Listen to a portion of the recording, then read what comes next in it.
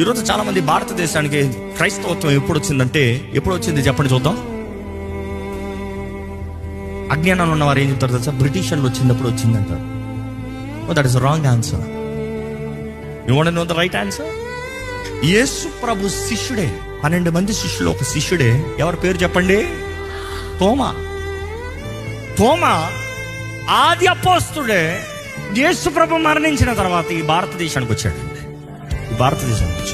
సువార్తను తీసుకొచ్చాడు.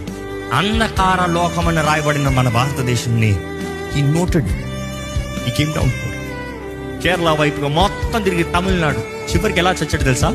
ఆయన ప్రార్థన చేసుకుంటే బల్లెంతో పొడిచి చంపేశారు. ఈ రోజు కూడా ఆయన సమాధికి మాట చెప్పాలంటే సెయింట్ థామస్ మౌంట్ ఉంది చెన్నైలో, కొండలను నిర్ణయించి పెట్టారు.